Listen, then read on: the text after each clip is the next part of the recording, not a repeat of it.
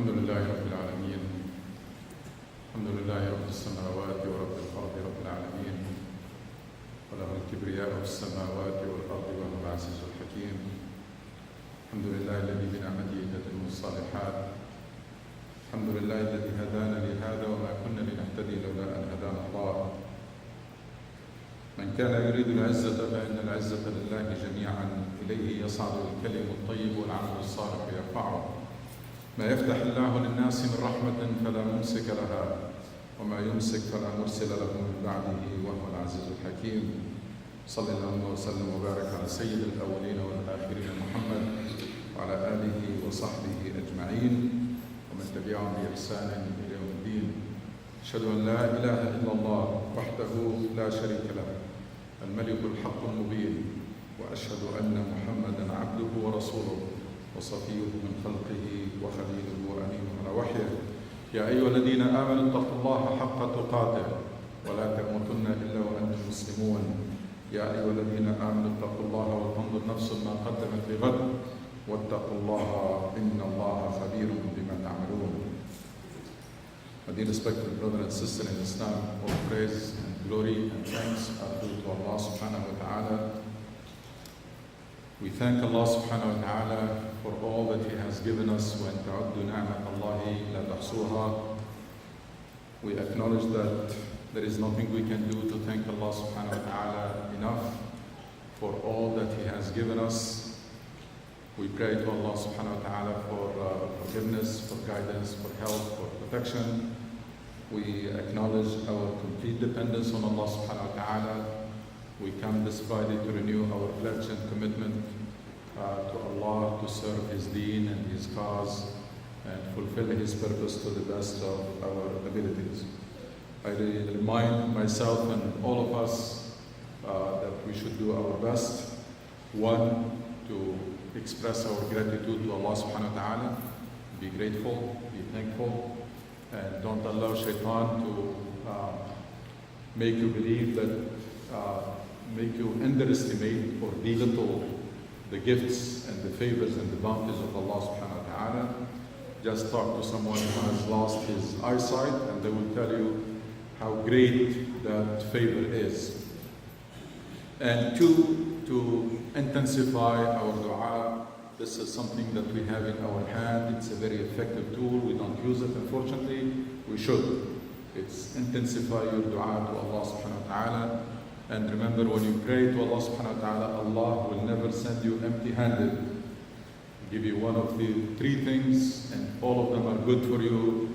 Either grant you what you asked, what you have asked, or reserve it for you on the day of judgment when you need it the most, or spare you something, an equivalent harm or hardship that was coming your way.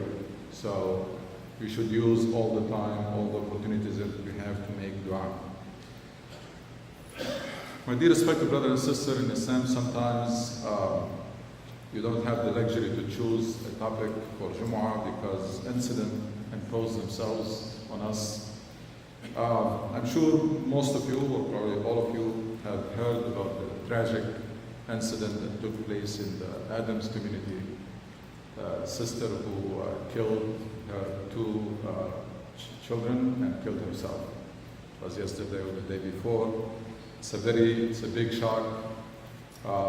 It's a wake-up call. We're going to reflect on this. What does it mean? Why this is important? The incident itself is important. It's very tragic. But the circumstances made it even more tragic. Because this is a highly educated sister, strong iman, inshallah, everybody says good things about her. Lawyer, family is well-to-do, they're in good shape, active in the community.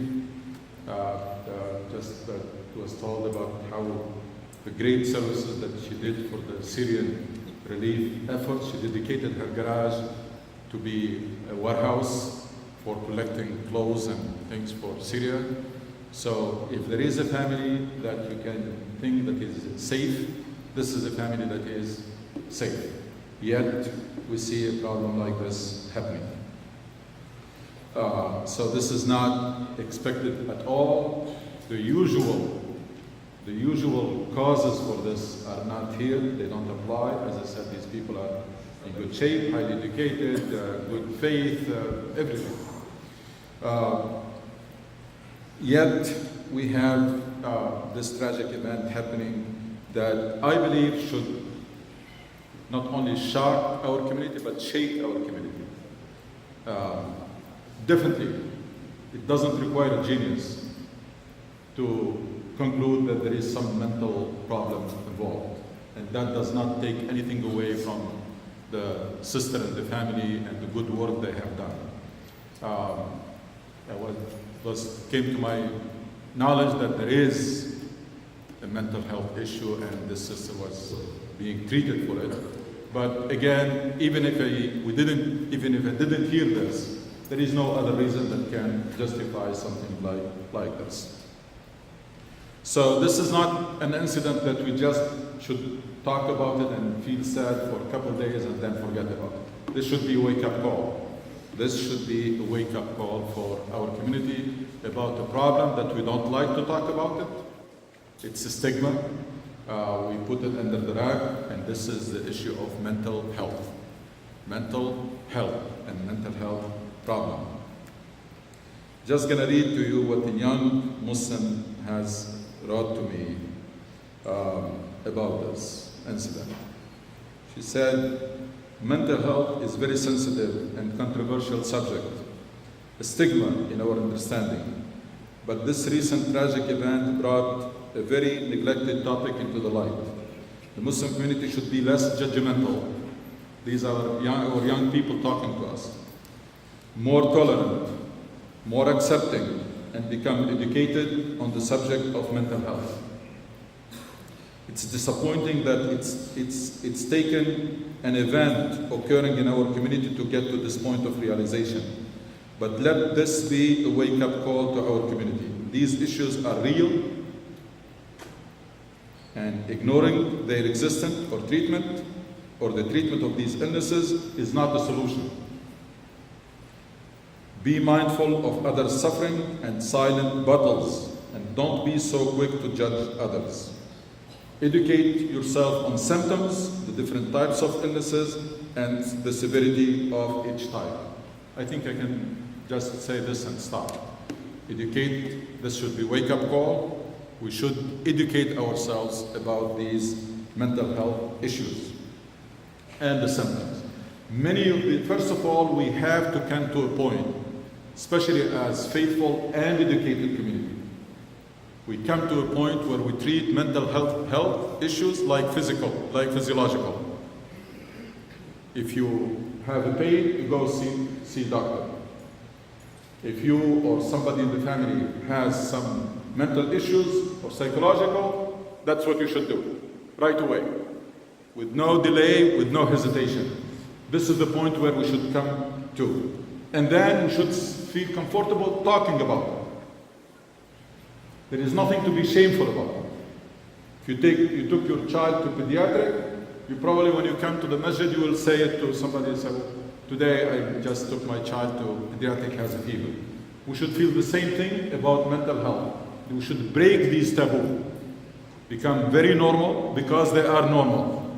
Because the human being is the physical part, and there is the psychological and mental part. So there should be no shame about it, and no stigma, nothing to be shameful about it. We should first of all treat it like we treat physiological problem, and then second, we should also talk about it, feel comfortable to talk about it. This became a well-established science. So any one of us who's trying to be an expert and trying to diagnose the problem by himself, don't try that.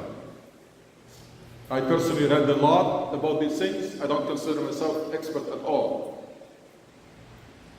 There are experts. فَاسْأَلُوا أَهْلَ الذِّكْرِ إِن كُنْتُمْ لَا تَعْلَمُونَ. When you have a fiqh issue, you go to a scholar. When you have a health, physical problem, you go to a medical doctor. When you have a mental or psychological problem, you go seek counseling. with no hesitation and with no delay. Even the small symptoms, the simple symptoms, because many severe problems, they start with very simple or small symptoms. And subhanAllah, it's like physiological issues. If mental issues are diagnosed and treated early, they can be fixed. There are many people who live normal life, taking their medications and living very normal life. If you wait until it becomes severe, a lot of time you can end up, la qadar Allah, in tragic events like this. Because some of these issues, not only they are severe, but they are dangerous. Issues like bipolar, issues like schizophrenia, the person can become dangerous without noticing, without feeling. They can do these things without feeling the guilt. It's and we have to know this, again, educate ourselves, and then treat symptoms early on. Even if your child has anger management problem, or you or one member of your family, stress problem, anxiety, sleeping disorder, whatever, these small things, they start like this in the beginning, but they end up, if they are not treated and diagnosed early, they become very, very severe. So let's realize this and start educating ourselves and start paying attention. And if we see anything strange, we have to rush to seek counseling so that this problem is detected early, and then it is treated early. And as I said, many severe problems, they can be easily treated if they were diagnosed and treated early on. And again, it doesn't have to be very severe. Don't wait until it becomes very severe, because it might become too late. It may become too late. If the problem is in the beginning, your child or anybody in your family may be more cooperative, may more cooperate with the physician and may take their medicine, etc. If you wait until it becomes very severe, you may not get that cooperation anymore. People who refuse will tell you, I'm okay, I don't want to see a doctor, and even if they're given medicine, they will not take it. So this is the first lesson that we have to learn from this very tragic incident, that issues in spousal relationships, issues with your child, issues with your teenager, don't ignore them. Don't ignore them, because there is no point. Seek counseling and seek help in exactly the same way as you treat physiological symptoms. And again, the sooner the better. Some people come to me with issues like this. I'm sure they come to imams of the mosque. That's good. That's better than nothing. But I'm not an expert. I can give you some advices if the issue is not severe. But at the end of the day, you need to seek help from the expert, from people who have the expertise. So again, some of these, if they are not detected early, they can become not only severe for the person, but also harmful for everybody. I know of cases of children or individuals who put themselves in trouble with the law and get themselves into a lot of troubles and caused a lot of troubles for their family because of this, because of a problem that was not treated early. What is amazing for me is the following. Nowadays, especially in Muslim societies, people, they spend a lot of money in the business of this magic and jinn and shawada, and it's become very flourishing business, by the way, booming business in many Muslim countries. Well, you better seek help from somebody who's an expert, rather than somebody who's deceiving you, or somebody who's just taking your money and giving you nothing. It's mind-boggling for me that people are ready to spend money on this nonsense, but still they don't want to get close to psychiatrist or counselor. Why? Because they don't believe in it, or because there is a stigma for that. So yes, it's okay to do, or it's good if you feel that can help to do ruqya shar'iyya, recite Quran on your child or family member, take him to the sheikh to do something like that. But that's not the solution. These are special problems that need special treatment. So let's not fool ourselves with these things. Recite Quran, put Quran in the house, and the problem will go away. These are psychological problems that need psychological treatments. Iman is good, Iman is helpful, reading Quran is helpful, doing ruqya is helpful, so many things can be helpful. But these are not, they're not going to solve the problem, and they're not an alternative. So let's try to be pioneers. Let's have some of us become pioneer in this. Pioneer meaning start breaking the taboo, start doing it, and start talking about it, so that we make it easy to others, so that nobody will feel ashamed that there is someone in the family who has mental health issues, because there is nothing to be shameful about it. This is a disease or illness like any physical illness. And life became very stressful. That's why now we have we have children who become under stress. We use that was like strange for us.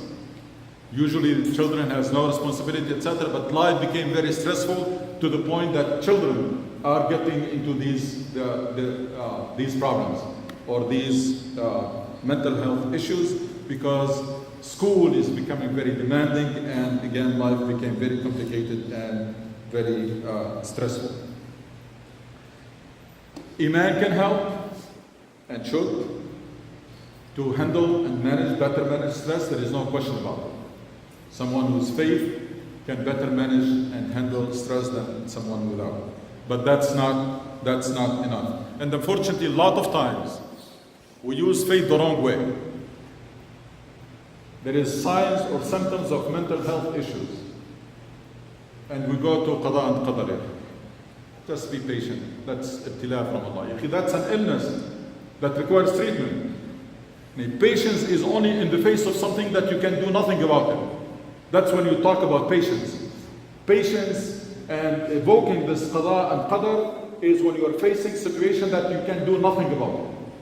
But if there is something that can be done, it should be done.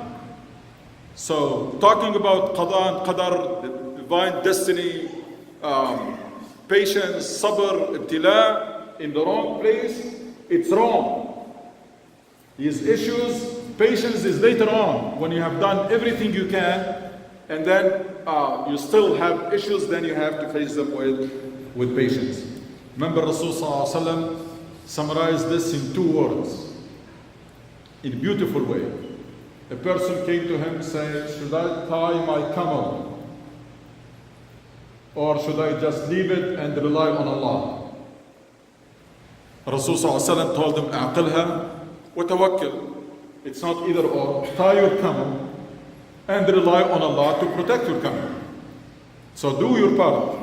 Tie your camel and then a'qilha wa tawakkal. 2 words. Gives you a way of thinking, a mindset of you have to do everything you can, and then put your trust in the hands of Allah subhanahu wa ta'ala. And then you need patience to deal with issues that you can do nothing about them. So denial, treating this as a stigma, hiding it, etc., that's not good. If we start dealing with it the right way and start talking about it, we actually are going to learn from one another's experiences. I came to know a lot of these things because someone had approached me with it. I was totally ignorant about some issues until someone has approached me with these things. So, and educate yourself, read, educate yourself about these issues so that you can notice those symptoms early on and deal with them the right way. One of the excuses that members of our community use for not seeking counseling is what? They will tell you there is no Muslim counselors, and these people don't understand our culture and our deen, so there is no point. And we are very good in finding excuses, by the way. Very good in finding excuses for doing nothing. No, there should be a solution. First of all, there are Muslim counselors. There are Muslim counselors. Not many, but there are Muslim counselors. And Muslim psychiatrists. Second, this is not an excuse. If you're seeking expertise, you can give them a little bit of background about your culture and your faith, and they can understand. We're not extremely special people.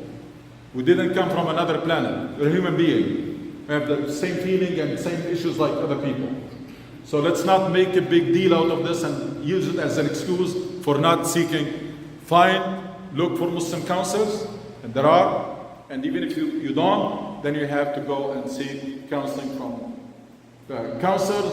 And again, if you give them a little bit of background about your culture, and a lot of elements in our culture are not positive anyway. We're clinging to them even though they're not very good elements. It's not very healthy items.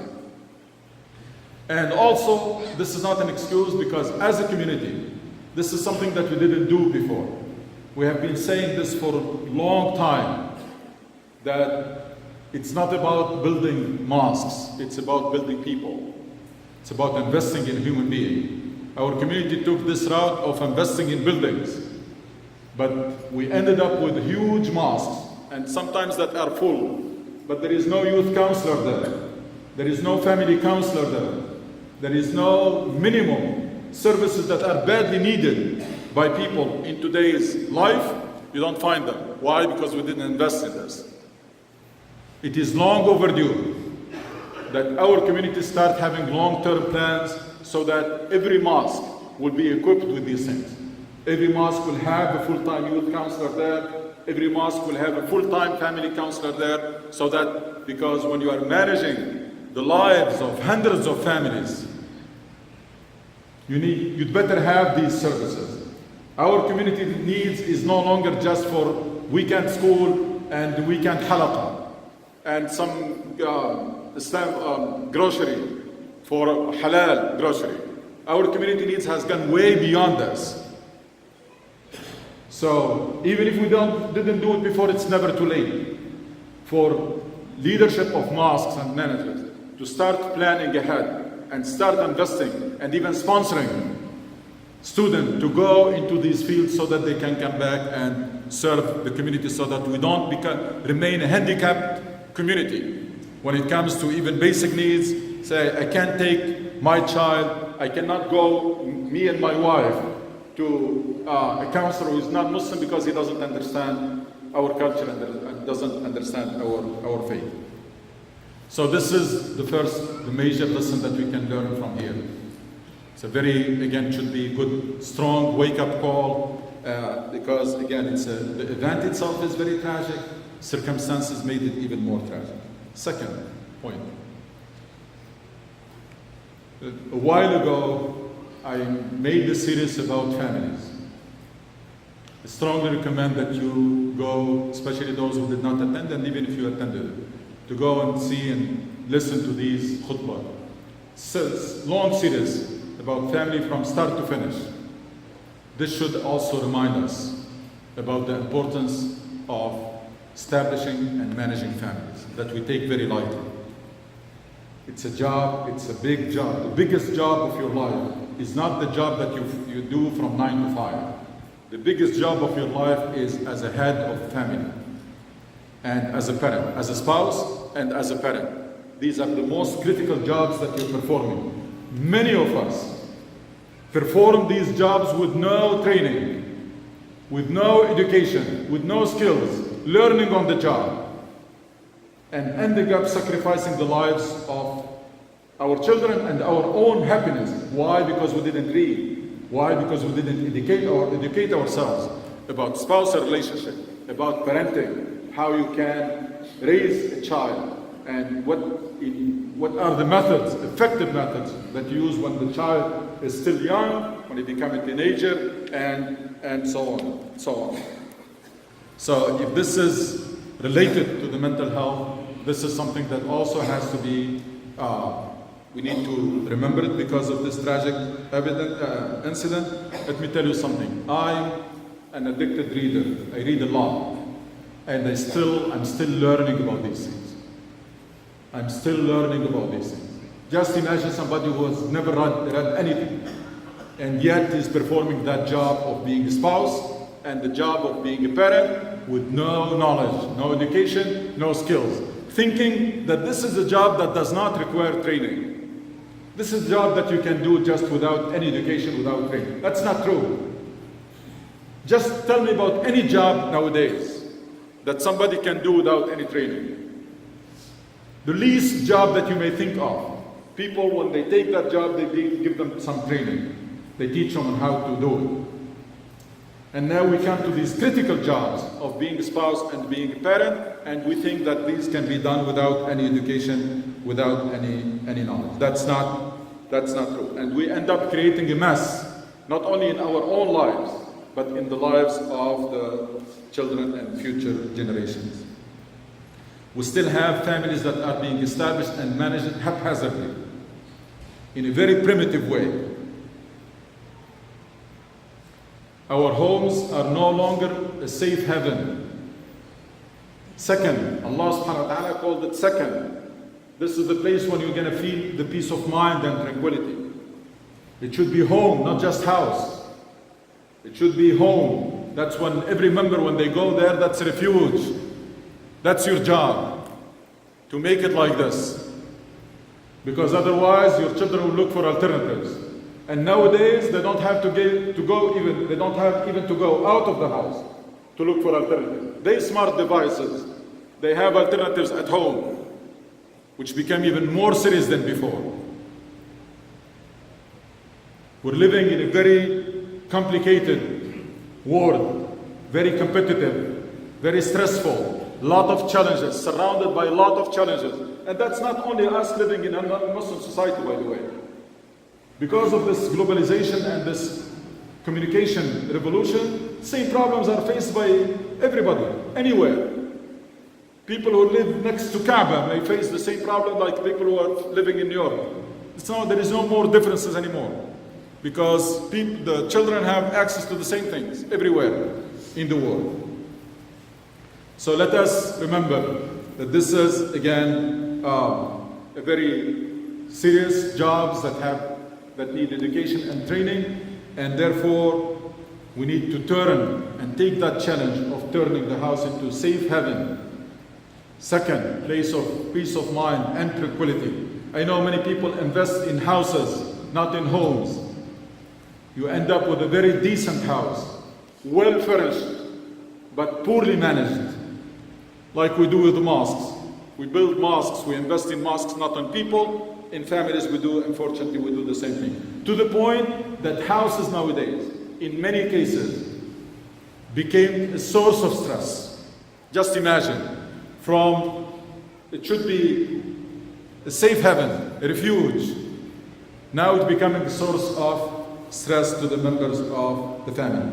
So it's long overdue that we take this matter seriously. Yes, there is, at certain point in time, things were much easier than now. Our parents, the way they lived, our grandparents, life was much simpler. The challenges that people face were much simpler than now. So being a spouse and being a parent did not require a lot of skills at that time. Managing a family did not require much. There is an extended family, people are supporting each other, and life was simple. The challenges were simple, mostly financial, which people deal with working harder physically and with getting more support and living in extended families. And these problems were solved. That's not the case anymore. It's much more complicated world, much more competitive. Your job as a parent today is different than before. Your job now is to make sure that you prepare your child for life, that you prepare your child for career, to get the most suitable career for your child, to prepare your child down the road to establish also a happy and successful families. So it is completely different world, and that now being a spouse and being a parent became a job that requires a lot of skills, a lot of educations, and a lot of training. And we talked about this in this series from the selection of your spouse, or the spouse for your child, from the selection, and then the exploration period where the people are considering, we may or may not go for it. And then premarital counseling, planning, because this is a very serious institution that is going to be built. Should be taken much more seriously than business, which we put a lot of effort in doing business plans and study, etc. All the stages, and then raising your child, reading before, first of all, deciding to have children or not. Because one of the crimes that many parents commit is when they realize that this family is going nowhere, it's broken. And yet they have children, first and second and third, which amounts to a crime against these children. If you know that it's not working, cut it short. I'm not recommending divorce, it's a bad thing. But it is better than raising children in broken families. So that's the second lesson, that nothing has to do with sister. Sister was living, everybody says was living happy life, and she was, as I said, extremely good family and good person. But I'm saying this should wake us up to the issue of mental health and to the issue of family. وَتُوبُوا إِلَى اللَّهِ إِنَّهُ غَفُورٌ رَحِيمٌ.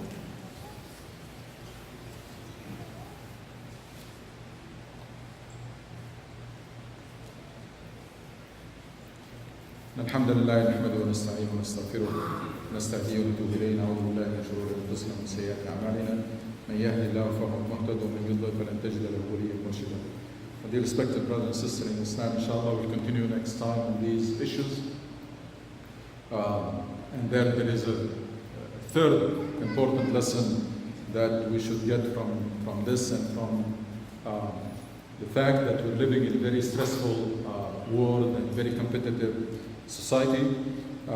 But again, the two lessons to summarize is, one is the mental health issues.